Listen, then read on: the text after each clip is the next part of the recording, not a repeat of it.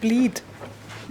Bleed is the term role players use to describe the feeling of unexpected emotional effects of their character on real life.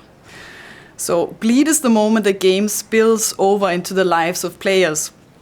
Oozing drops of depression, squirting splashes of infatuation, smearing strokes of anxiety. Bleed is considered dangerous and joyful at once. For some players, it's the reason they play. But what if bleed also existed on the other side of the game spectrum as a deep-seated feeling of marginalization spilling over into a project idea, as a moment of relentless joy congealing into a set of rules, as an expression of whatever bloody mattered in the moment? I call it design bleed. When I look at some of my past games through the lens of design bleed, it helps me remember what it was that pumped life into that project in the first place. Here are 3 examples. Jokoi is a game based on how 4 women grieve about their lost pregnancies. In the game, a player controls a sheep mother feeding a little lamb until an earthquake takes it away. This game bleeds the necessity to take seriously stigmatized experiences around loss and bereavement.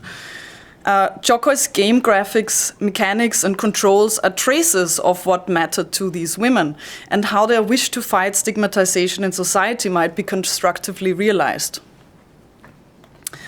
This relates to a more wide-scale need to take bereavement seriously by representing its many facets in contemporary media, our research priorities, and the things we design.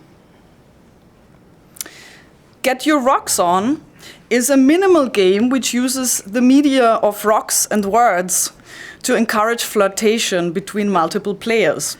As a core mechanic, the players use a single finger's touch, weight, and movement to softly roll rocks towards a collectively desired location.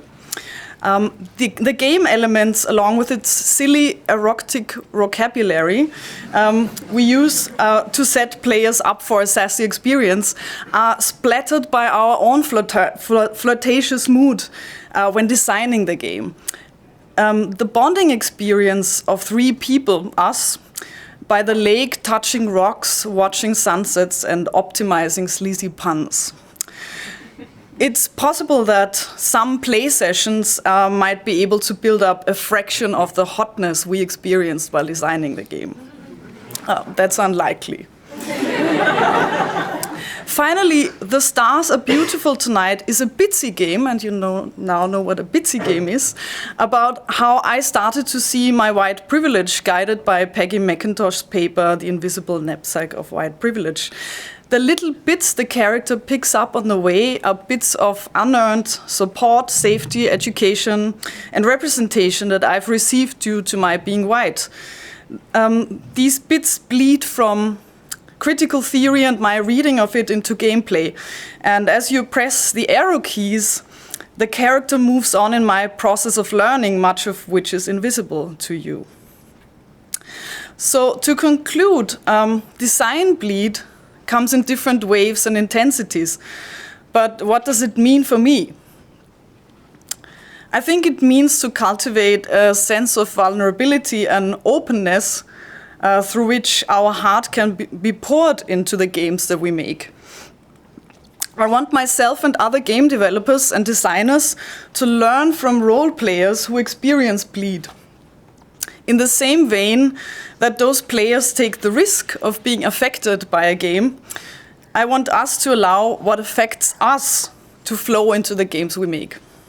Thanks a lot.